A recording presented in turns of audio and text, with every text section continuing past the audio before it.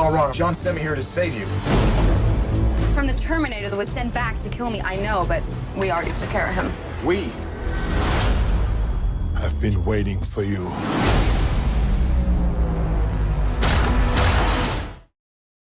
We've got a panel of critics, all from the Chicago Film Critics Association. To my right, you guys want to introduce yourself? Sure. My name is Mark Dujsik. I run markreviewsmovies.com and also contribute to RogerEbert.com. And by the way, Mark, I've been at this for 8 years. Mark's been at this for 15 years. Yep. That's true, yeah. Oh, thank you. Patrick McDonald for HollywoodChicago.com. I'm Ian Simmons, and I run Kicking the Seat, which is kickseat.com. Been doing that for about 6 years now. I'm Shoquist, the editor of ChicagoFilm.com, I guess about 13 years for me. 13 years. So to get this started, we have to, in order to, basically look at where we're at in 2015 with the Terminator franchise, we have to look at where it was in 1984. And that film was very much ahead of its time, and it made a lot of money, but actually made the least amount of money from all the different Terminator movies. But we're still here 31 years later talking about this franchise. It's been this many movies, it's been in TV, it's been in video games, it's been everywhere. Why has this hit a nerve with society? Why are we here still talking about Terminator? I think when we talk about this kind of stuff, we probably all have a personal reaction to it, especially if we saw the first film in 1984, which I remember doing on a Monday evening after the opening weekend. And the thing that struck me always about this movie, and I know a lot of you may disagree with me, was the human element of it, and the relationship with Linda Hamilton and Michael Biehn, and I think that certainly is part of the second one as well. And certainly, no one can deny that as a maverick movie maker, James Cameron has certainly always been on the cutting edge of technology. I mean, I guess we could say that when we first made the first Terminator film, a lot of you might not know, we had no experience at all with technology. We went to the USC library, researched every single thing you could find about film technology to create the stuff that ended up in the first Terminator. But I think it's lasted, to Adam's question, simply because the fascination with the evolution of the Terminator characters, the catchphrases in Arnold's performance throughout the movies, and I think that's sort of what's held it together for most people. For me, it's been the human element. That's the thing that's completely missing in this movie, but more to come on that. So.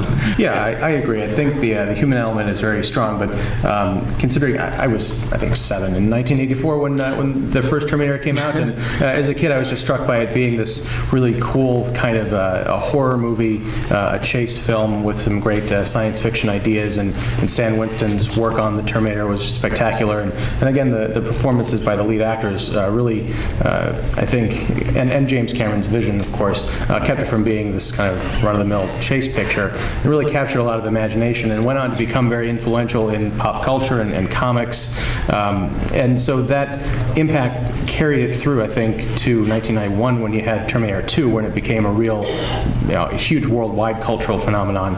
And we've seen sequels since then and leading up to tonight with perhaps diminishing returns, but I'll let everyone else be the judge of that. And actually, when you talk about 1991 and Terminator 2 Judgment Day, the special effects at the time were considered, a true watershed, and that movie especially was way ahead of its time, and especially with the design and the ingenuity of the T-1000. Do those effects still hold up today? I mean, obviously this looks different than what we could have done in 1991, but what we could have done in 1991, no one else was doing. Well, when you look at the design of tonight's film, I think that you're seeing the influence of every other film that came before it, especially with the use of the same Robert Patrick character, and they had the cop come in again, and the same. They combined all the elements into the John Connor thing tonight. And just to go back to the first question too, I think people have a fascination with the end of the world. And the Terminator franchise certainly fed that fascination. And we have time travel, we have the end of the world, and I think you combine that with all the characters in it, that it gives that visceral thrill of what if. So maybe you can talk more about the effects, Mark. Sure. The thing about the effects in Terminator 2 that they definitely still hold up. I just watched it again over the weekend. I don't know if you guys did. I did. Oh, yeah. Yeah. I did. They still hold up. And the reason I think why is that considering how basic they are for today, there's purpose to them. They serve the story. That character is unique. I know that we saw those kind of effects with Cameron's The Abyss a little bit, kind of going to that before then, but that character is so unique, and the entire point of just having the effects serve the story instead of just, hey, look what we can do, let's showcase it, it is just streamlined that character. And I kind of got to agree that I think a lot of the ones, the movies after that with the special effects is just, let's do whatever we can do because we can do it, instead of actually kind of focusing on. Interesting. Hey, Adam, can I say something on that real quick? I think to build on what Mark said, in Adam's question was, do the effects still hold up, or does the T-1000 from the second film still hold up? And I think if you watch the second film, it certainly does, because the second film was scaled differently than this movie. And so I think the answer for me is no. I don't think the effects hold up in this movie, because I think the effects are the whole show in this movie. I think they're all given away from the opening scene. I think we're pummeled with effects from the opening scene, and I really felt these two actors who were in these roles were really, really pale in comparison to some of the stuff in the first two movies. And that's just symptomatic of a lot of action movies today, and the style of them, and the kind of overconfidence of a lot of the young actors. And I think both of them have overconfidence in these roles, and I thought the charm of that was gone. And so the effects were really, in this movie, the whole show, and after about 10 minutes, that was what the show was for me. But and looking at kind of the state of the Hollywood industry, that's our addiction.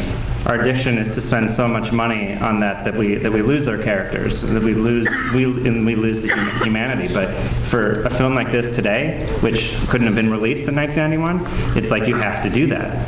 I mean, imagine if they didn't. Imagine if they toned that down. You would be disappointed. I mean, some people. You tell me, why did you guys come here tonight? Did you guys want to see stuff blow up? Did you guys want to see things look cool?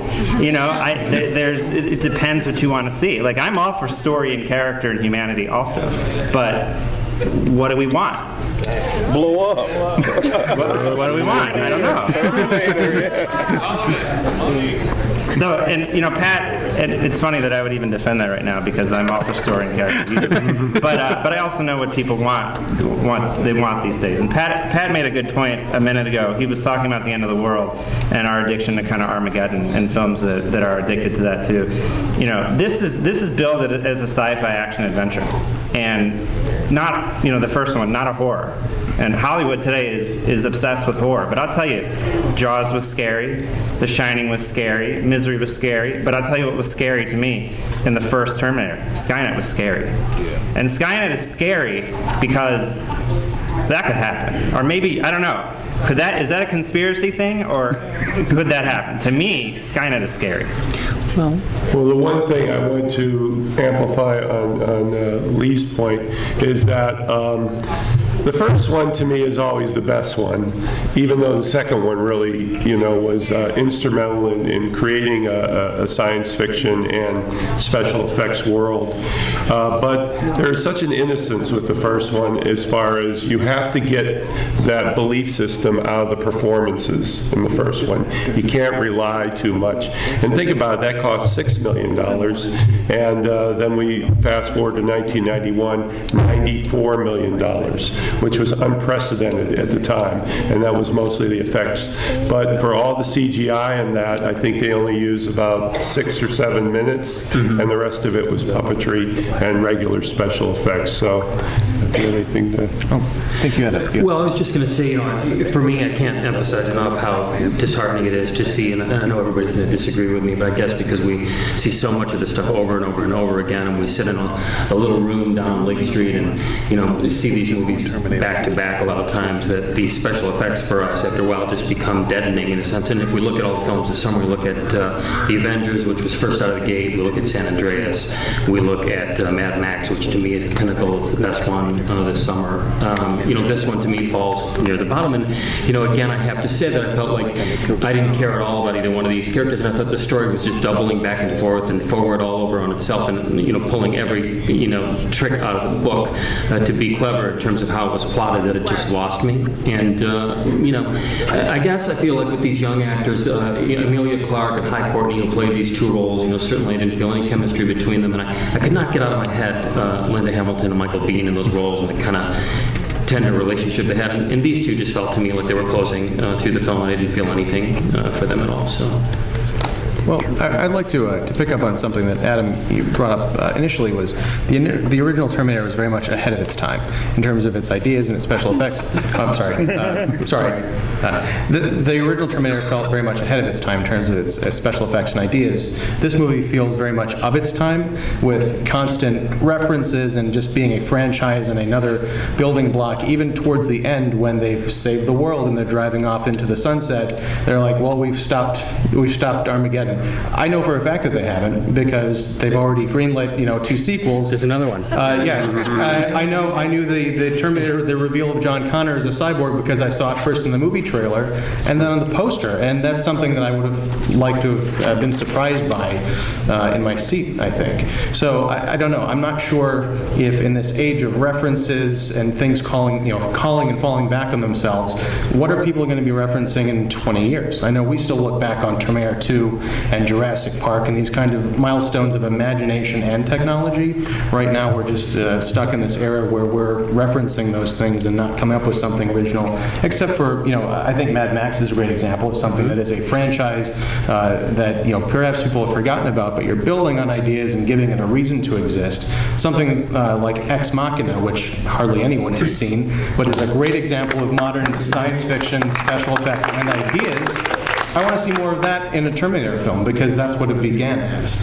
And Ian just referenced an important point about the fact that this film hasn't even opened yet, and Paramount has already greenlit 2 other movies in 2017 and 2018. And we got a question for you guys about that, and we'd like to give someone who's smart a T-shirt and some sunglasses and stuff for them. And if you guys don't know, I'll give you a hint.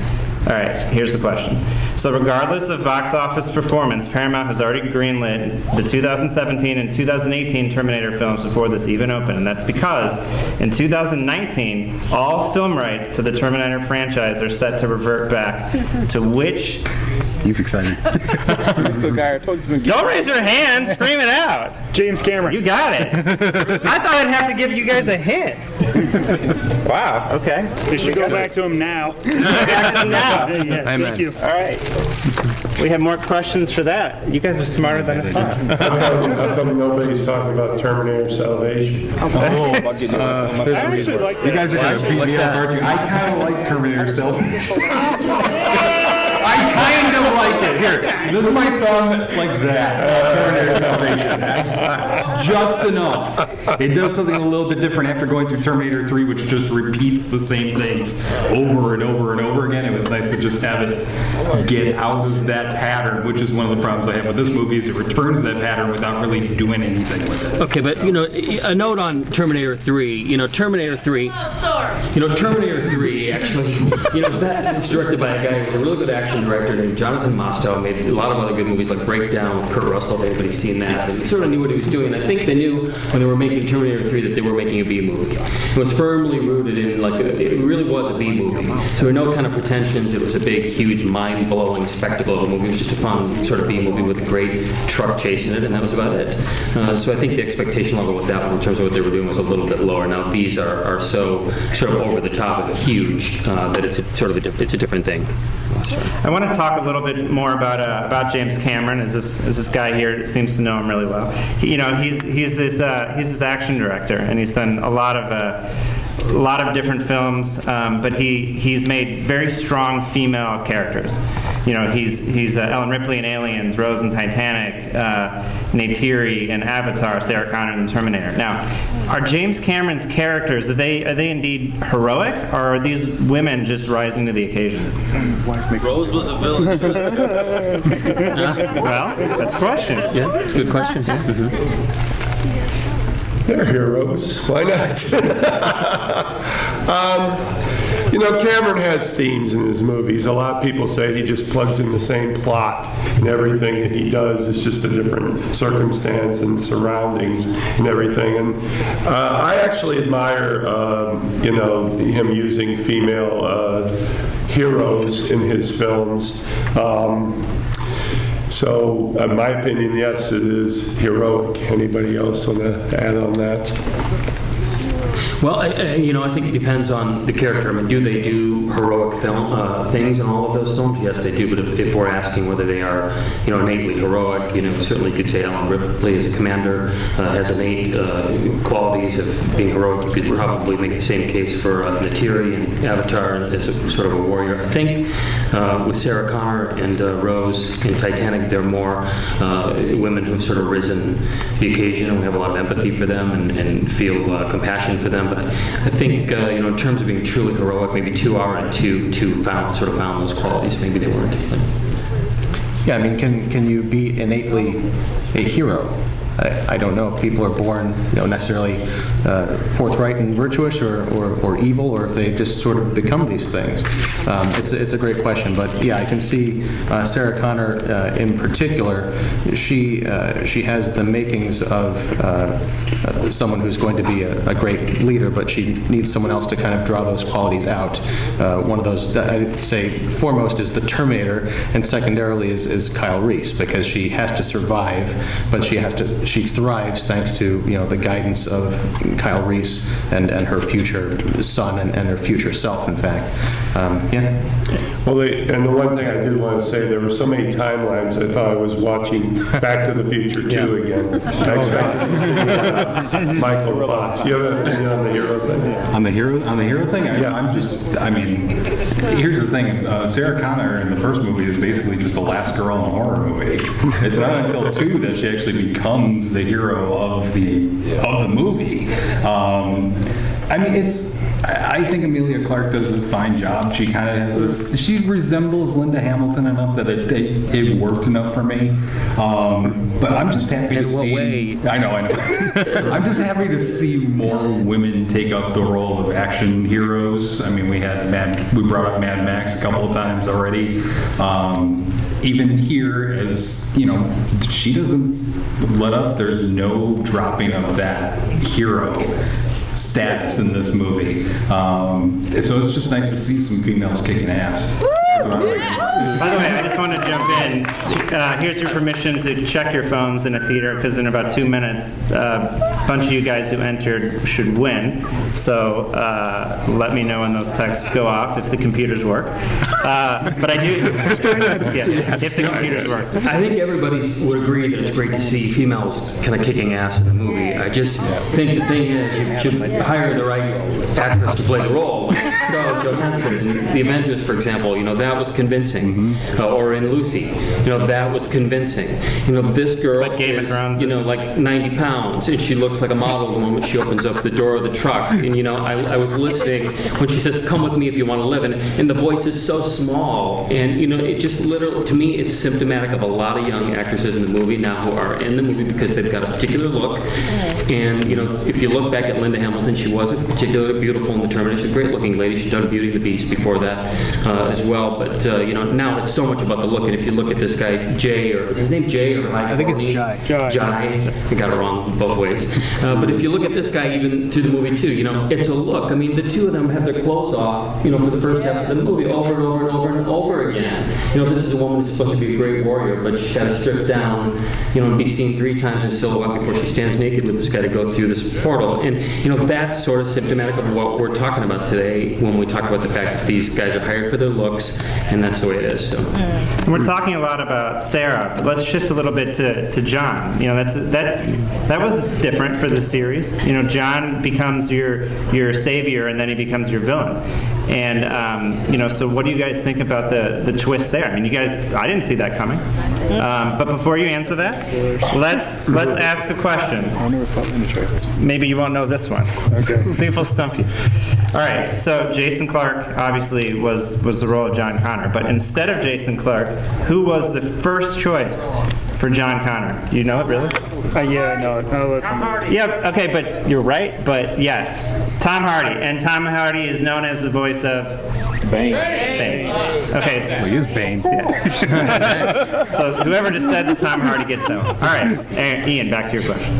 I forgot what I was going to say. Okay, so we were talking about the twist of, of John Connor. John Connor, that was sort of a problem that I had with the movie. I was sort of in my own head because watching it, I knew that was coming, so I knew what to look for.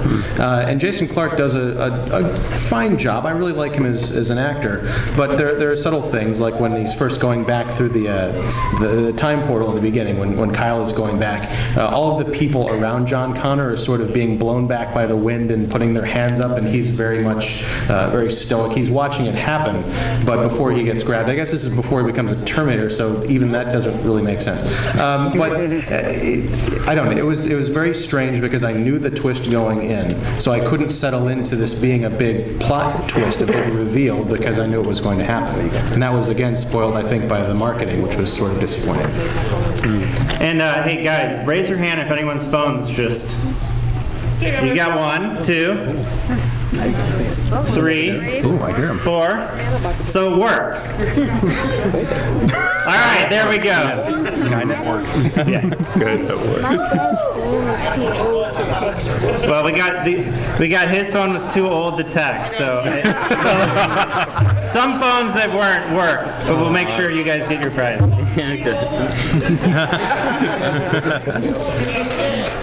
Well, just to amplify again the John Connor, we see the evolution of John Connor throughout the whole series, because we don't see him in the first one. Well, maybe, is it briefly in the first one? No. Briefly in the, In his mom's belly. No, in the future. In the future, There's like a couple of shots of him, maybe. And then, of course, in the second one, he's a kid. In the third one, he's a young adult.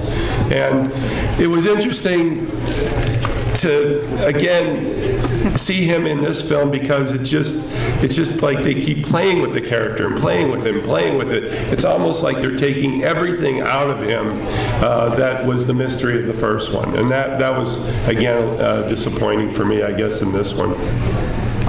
My problem with what happens is that basically that's what Schwarzenegger, it's not Schwarzenegger's character, but Cal Reese says, is that he talks too much.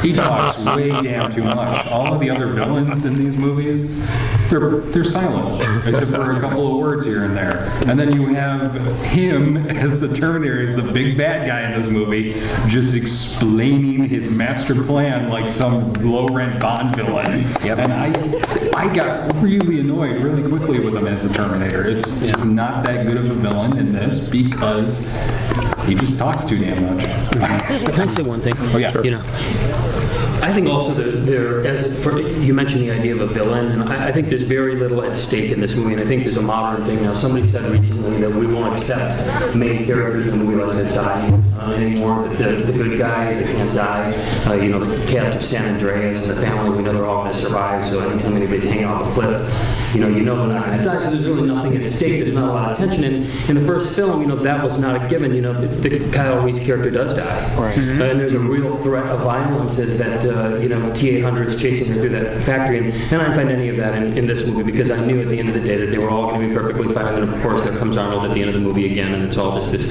happy family scene. So, there's this thing now where there's very little tension, because you just know at the end of the movie that all of the guys are going to live. I think another important theme in this film, too, is it asks the question about what makes us human.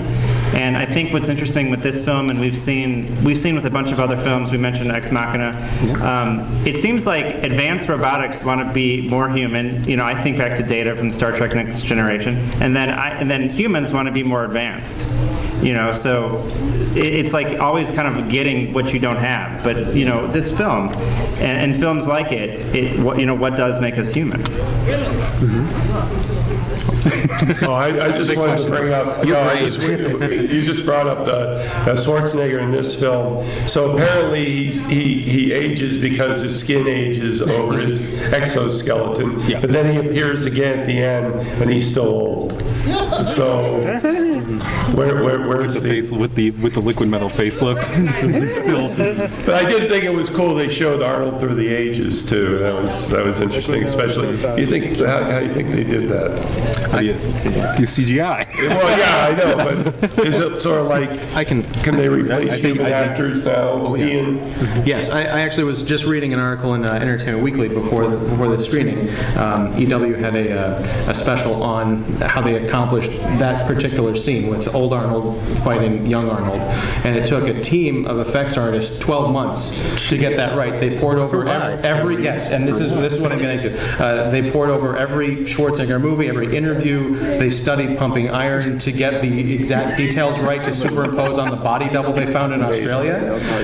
So they put all of this time and effort into creating this effect for 5 minutes of a completely disposable film. And Lee kind of asked that question, what's it for? To nothing, I believe. Yeah. So the point is, all of this time, money, effort, and energy is spent for 30 seconds of a movie nobody spent the time and effort. You know, these are two okay screenwriters. I think Letitia Calgarides, she wrote Shutter Island, if anybody saw Shutter Island, and then the other one's Patrick Lussier, who made a couple of B movies like Drive Angry and My Bloody Valentine. You know, the second one, which is an okay movie, and they were both okay genre movies, but so much is put into this special effects, and so little is put into whether the script sounds right or is right or emotionally connects, which I guess maybe I'm the only one who cares about that. But I don't know. I mean, it just seems to me so out of balance, and this movie to me was like the prototype of a big action blockbuster that just wants to pummel you, you know. And to me, if we look at the movies this summer, who's seen Jurassic Park? Everybody, right? I mean, to me, that was a better movie than this one. Jurassic World? Oh, yeah. I mean, so, you know, I'm sure this movie will fit the bill, and a lot of people will love it, but, anyway, can you guys tell that I loved it? Yeah. Let's throw a few more trivia questions at you guys. Okay, so this one's easy, well, but there's a point to it. So what color hair did Schwarzenegger have? Brown. Gray. Not brown, but gray. Now, gray. Now, would you guys like to talk a little bit about that? I think you know why. They explained in the film. You know, was that just a convenient way to use a 67-year-old Arnold Schwarzenegger? Or was that an actual intelligent part of the plot? Well, that's a characteristic of the Terminator movies. There's always a point where they have to explain what's going on to you. Whether in the first movie it was in a speeding truck, or in this one where they have to explain that his skin does age, even though his insides do not. I wanted to ask, how many people really like this film? Because we're being like, you know, okay. Vox Populi. There you go. Oh my God. Matt Smith. And here's another question. You know, so we talked about the use of the gray hair and the aging the body and how that was written in. You guys have a job. Whose idea was that? What big time director decided to use the gray hair? Cameron. That's right. Not you this time. James Cameron. All right. Remember that one. I had him distracted. Yeah. This guy knows everything. Okay, so here's one that I don't know, anyone in here might not know. Okay. So as you know, films might always have working titles. They have code names, right? Mm-hmm. What was this film's code name? Vista. How the hell? Yes. How do you? I had a hint prepared. Windows from 2007. Terminator Genisys was codenamed Vista. Oh yeah, it was. Nice. Why? Which the next question was, why was it called Vista? And actually actually don't have an answer for that, but the idea on set was that it came from Hasta La Vista. Okay, so, we'd mentioned Mad Max, and... You keep talking about Mad Max. Yeah. Cool. No, I mentioned Mad Max because we all loved... If anyone didn't love Mad Max, just get off this panel. Get off. Okay. We all love Mad Max, but I think what Mad Max did that was very special is it took a franchise from a long time ago, from the same director, and it redid it, and it wasn't disappointing. And we find films a lot, and we all say the same adage, oh, the first one was the best, or the second one was the best. Nothing compares to the original. Nothing compares to the book, kind of thing. And Mad Max was an exception. I think this panel feels that this one didn't accomplish that. But why can't films do that? Like, why are we so disappointed when they follow up and they come back later and they reboot? I really kind of think that it's just a symptom of trying to overcomplicate things, honestly, especially when you see something like this. The difference between Terminator and Terminator 2 is there's a lot when you think about it, but in terms of plot, there's very little difference. It's just they switch around who's the good guy and who's the bad guy. You throw in a really good villain, and you just do another chase movie with a little bit more action. That's it. It's still the same theme, the same basic format, and just enough variation that it keeps us interested. Then you get to this one, and it's just suddenly it's all about varying timelines and trying to explain all of that, and we need to get all of that in here. And it so overcomplicates itself that it's mush. I think that's the reason that a lot of people like Jurassic World is that it is just that simple. It's just, hey, here's a bunch of dinosaurs and they're going to eat people. That's what we expect. It gives us, new dinosaurs and it gives us new action sequences, but the basic format is still the same. And did you feel that this film tried to overcomplicate itself? Oh yeah, I think this one did, for sure. It's the plot is so convoluted.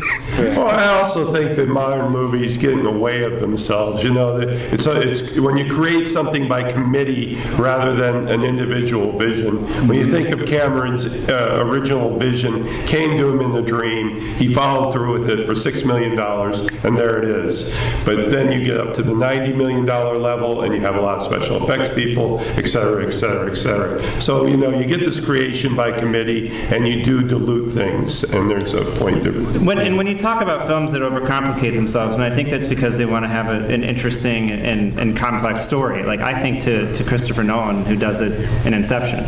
Some people would see Inception and say that was a complicated movie, but it was a genius movie. So I mean, there's examples of overcomplication that work. I do, but I think Adam, to that point, one before, I think the issue with these movies now is that there's a real lack of good directors in Hollywood who make these movies.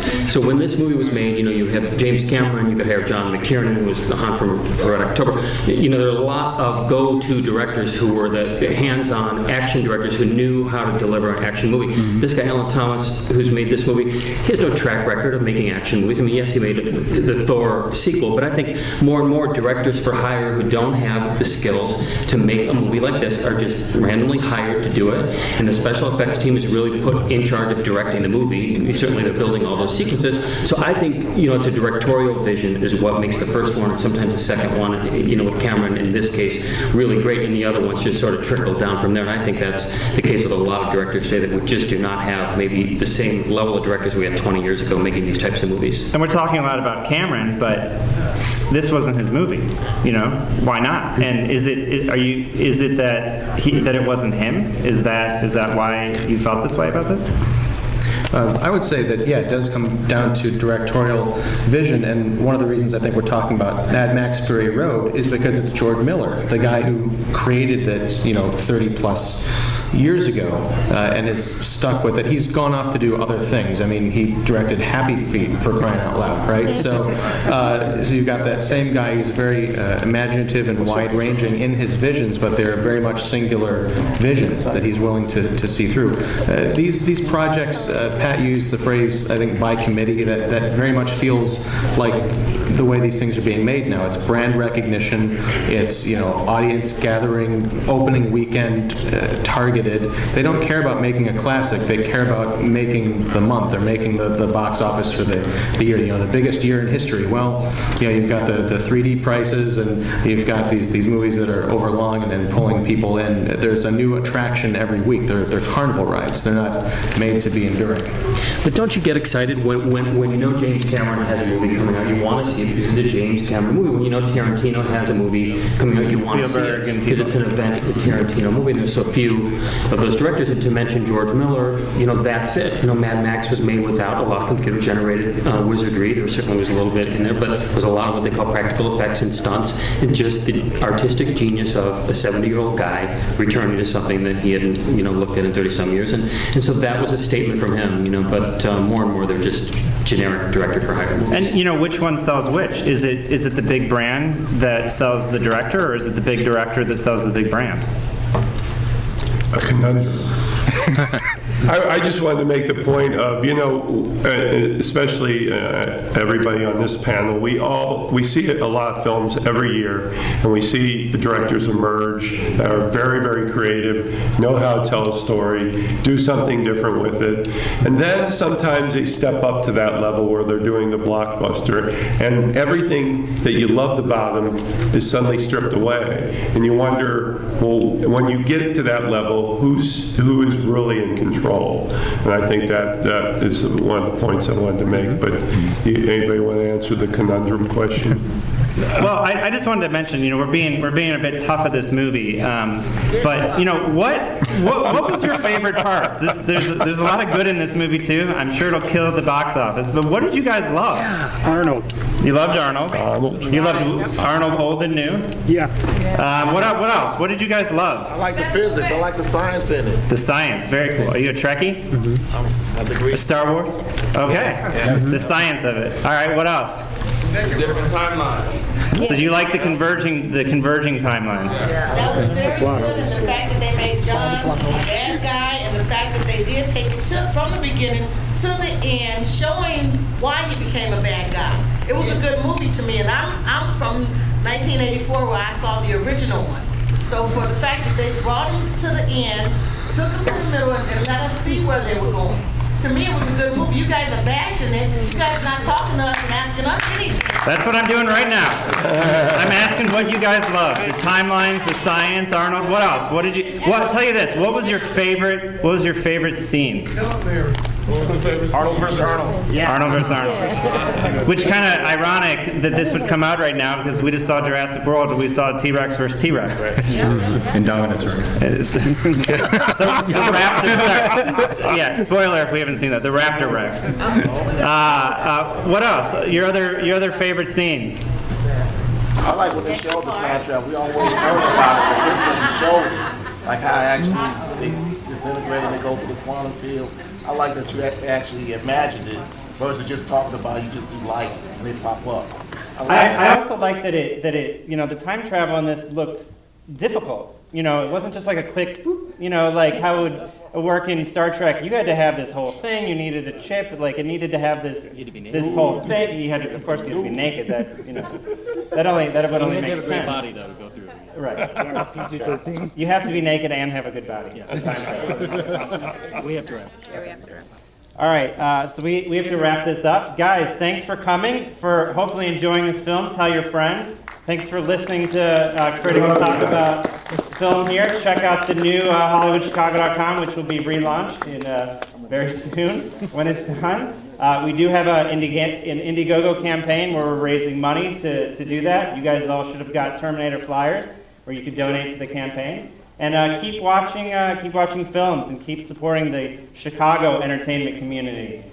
Chicago makes entertainment, not just LA and New York.